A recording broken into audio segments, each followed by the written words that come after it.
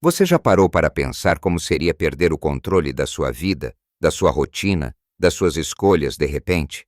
Sentir que o tempo que resta está escorregando entre os dedos, não por doença grave, mas por uma série de pequenas perdas que se acumulam, quase imperceptíveis, até que a gente se vê sem direção? Pois é, essa é uma realidade dolorosa para muitos de nós, especialmente à medida que os anos passam. A gente se preocupa com o futuro, com a saúde, com a memória, e muitas vezes a imagem que nos vem à mente não é a mais animadora, não é mesmo? A gente sonha em envelhecer com dignidade, com independência, mas o caminho para isso nem sempre é claro. Aos 77 anos, eu nunca imaginei que passaria 2 meses da minha vida em um lar de idosos. Parecia algo distante, para outros, mas uma circunstância inesperada me levou para lá. E o que eu vi e vivi nesses 60 dias transformou completamente a minha visão sobre o envelhecimento, sobre a vida e sobre a liberdade. Não é sobre o que eles fizeram de errado lá. Não é uma crítica, mas sim sobre o que eu aprendi sobre a vida aqui fora, sobre como podemos nos preparar, nos fortalecer e verdadeiramente viver cada dia com propósito e alegria, mantendo a chama acesa. Neste vídeo, vou compartilhar as lições mais profundas que me foram ensinadas por essa experiência. Lições sobre como manter a mente afiada, o corpo forte, o coração conectado e a alma livre. São pilares para uma vida plena em qualquer idade. Dicas práticas que eu gostaria que todos soubessem.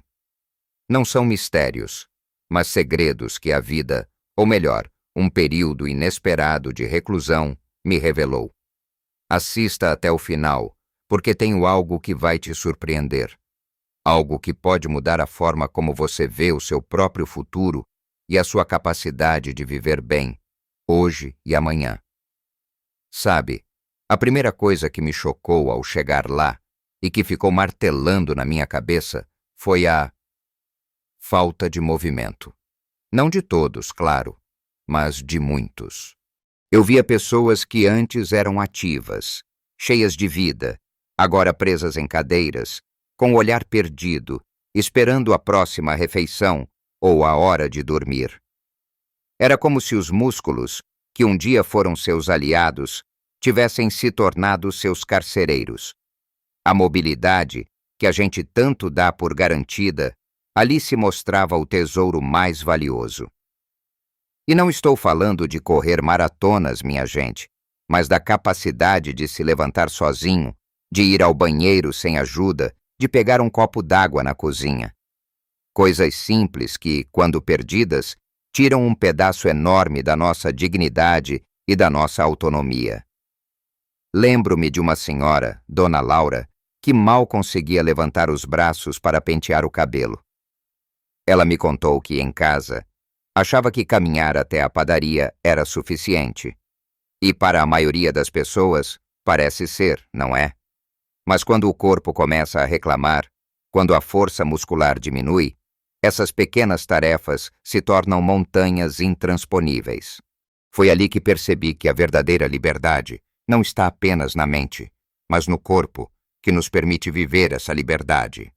Não precisamos virar atletas olímpicos, nem passar horas na academia. A chave, aprendi, é a consistência e a intencionalidade. É transformar o movimento em uma parte inegociável do nosso dia, assim como comer ou dormir. Comece com o simples. Caminhadas diárias, por exemplo, não são apenas para queimar calorias. Elas mantêm suas articulações lubrificadas, seus músculos tonificados e seu coração saudável. Se você pode caminhar no parque, na rua do seu bairro, ou até mesmo dentro de casa, faça. Mas vá além. Que tal alguns agachamentos usando uma cadeira como apoio? Sentar e levantar 10 vezes seguidas, por exemplo. Parece pouco, mas fortalece as pernas e melhora o equilíbrio, que é crucial para evitar quedas. E por falar em equilíbrio, exercícios simples como ficar em um pé só por alguns segundos, segurando-se em algo firme no início, podem fazer uma diferença gigantesca. Eu vi a diferença que a falta de equilíbrio fazia na vida de muitos lá. Uma pequena escorregada pode ter consequências devastadoras. Pense também na força dos braços e ombros. Levantar netos, carregar sacolas de supermercado, abrir potes. Tudo isso exige força. Você pode usar garrafas de água como halteres improvisados, levantando-os e abaixando-os, ou fazendo círculos com os braços. E não se esqueça dos alongamentos. Músculos alongados são menos propensos a lesões e dão mais flexibilidade para as atividades do dia a dia. Fazer alongamentos suaves ao acordar ou antes de dormir pode relaxar o corpo e preparar os músculos para o próximo dia. A intenção não é sentir dor, mas sim sentir o corpo se esticar e relaxar. A lição que tirei dessa observação dolorosa foi que o nosso corpo é nosso templo e precisamos mantê-lo funcional pelo máximo de tempo possível. Não é questão de vaidade, é questão de sobrevivência, de autonomia, de poder escolher como queremos viver nossos dias. Se eu não tivesse visto de perto o que acontece quando o movimento é negligenciado, talvez eu não desse o devido valor. Mas hoje eu vejo cada caminhada, cada alongamento, cada vez que subo e desço uma escada, como um investimento precioso na minha liberdade. Invista em você. Seu corpo agradece, e sua independência mais ainda. Mas não é só o corpo que precisa de exercício, não é mesmo? A mente também. E falando em mente ativa, uma das maiores fontes de estímulo mental e de alegria para a alma vem de onde? Exatamente, das nossas conexões. A gente é bicho social, minha gente, feito para viver em comunidade, para compartilhar. No lar, um dos aspectos mais tristes era a solidão de muitos. Famílias que não visitavam, amigos que sumiram. Eu via olhares vazios, pessoas que passavam o dia em silêncio, apenas observando o movimento, sem interagir. Era como se a alegria de viver tivesse sido sugada pela falta de contato humano, pela ausência de quem se importa. Um telefonema, um abraço, uma conversa sobre amenidades, tudo isso se tornava um luxo raro para muitos. Eu me lembro de um senhor, o senhor José, que tinha a mesa sempre impecável, esperando uma visita que quase nunca vinha. No dia que o filho aparecia, o rosto dele se iluminava de uma forma que a gente não via durante semanas. Era impressionante como um simples gesto de carinho e presença transformava a energia do lugar, pelo menos para ele. Isso me fez refletir profundamente sobre a importância de cultivar e manter nossas relações. Não é apenas ter amigos no Facebook ou no WhatsApp, é ter pessoas com quem você pode conversar olho no olho, com quem você pode rir, chorar, ou simplesmente tomar um café. A solidão é um veneno lento, e eu vi o estrago que ela fazia. Então, qual a lição aqui? Não espere que os outros venham até você. Seja proativo. Ligar para um amigo antigo que você não vê há tempos. Marcar um chá da tarde com as vizinhas. Participar de grupos de idosos no seu bairro ou na sua igreja. Se interessar pelas pessoas, ouvir suas histórias, compartilhar as suas. Voluntariado também é uma excelente forma de se conectar. Ajudar os outros nos dá propósito e nos coloca em contato com pessoas novas, com diferentes perspectivas de vida. Não subestime o poder de uma boa conversa, de um abraço apertado, de um sorriso sincero. Essas interações nutrem nossa alma, mantêm nossa mente ativa e nos lembram que não estamos sozinhos neste mundo. Cultive seus laços familiares.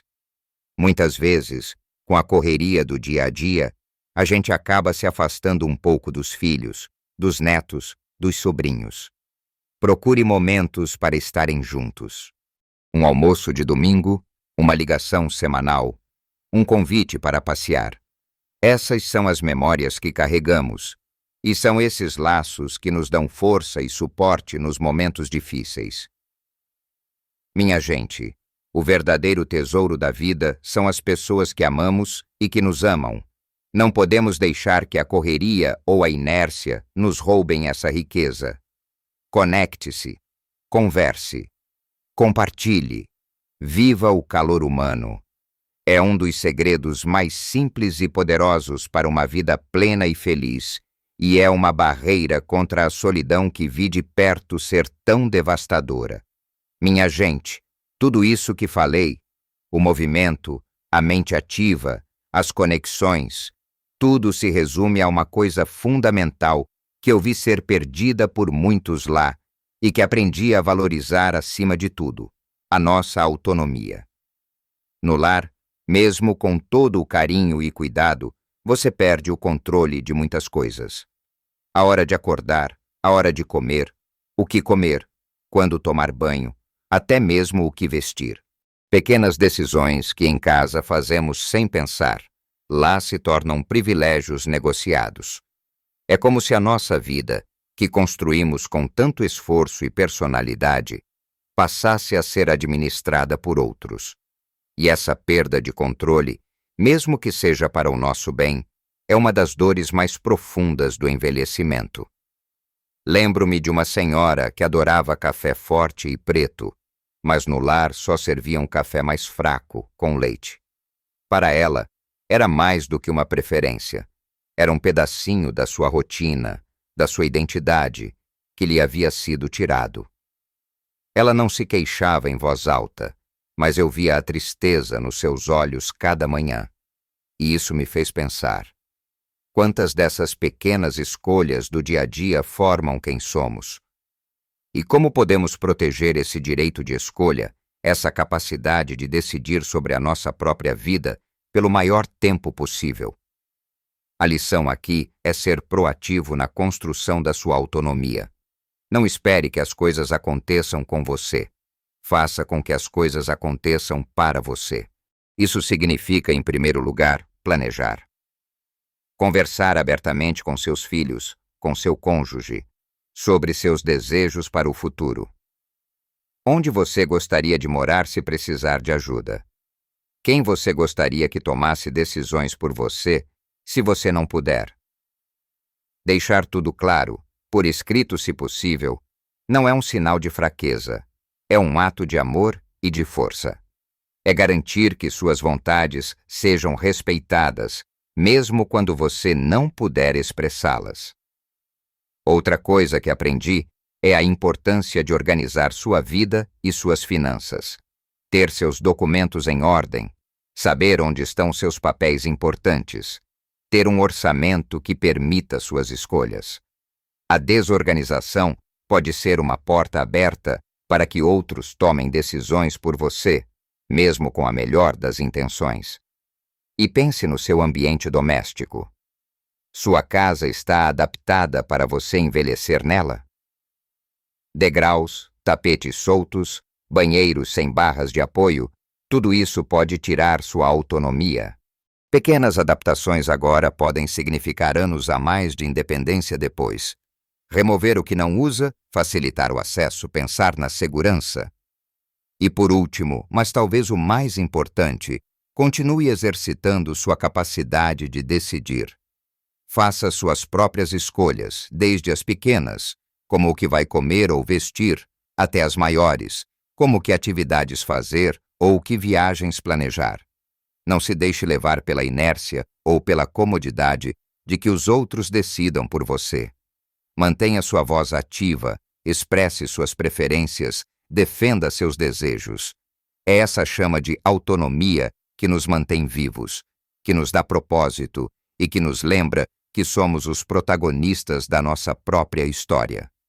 O surpreendente que eu queria compartilhar é justamente este. A maior parte do que tememos no envelhecimento, essa perda de controle, não é inevitável. Muitas dessas perdas são o resultado de escolhas que podemos fazer hoje. Nós temos muito mais poder sobre o nosso futuro do que imaginamos. A experiência no lar me mostrou que a verdadeira riqueza não está no que temos, mas no que somos capazes de fazer e decidir por nós mesmos. Então, minha gente, as lições que tirei desses 2 meses foram como um espelho. Elas me mostraram a importância inegociável do movimento diário para manter nosso corpo funcional, da mente ativa através do aprendizado e da curiosidade, do calor humano e da conexão genuína com quem amamos, e, acima de tudo, do poder de lutar por nossa autonomia, por nossa capacidade de fazer escolhas. Não se trata de evitar um lar de idosos a todo custo, mas de viver uma vida tão plena e vibrante que, se um dia precisarmos de apoio, ele seja uma escolha e não uma consequência de negligências que poderíamos ter evitado. Lembre-se, pequenas mudanças podem fazer uma enorme diferença para sua saúde e felicidade. Comece com um passo de cada vez. Uma caminhada a mais hoje, uma ligação para um amigo amanhã, um livro novo para ler na semana que vem. Nunca é tarde para começar a cuidar de si mesmo, do seu corpo, da sua mente e do seu espírito. Não deixe que a idade seja uma desculpa para a inércia.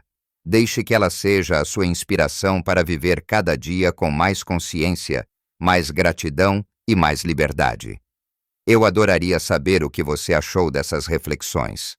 Alguma delas ressoou mais forte em você?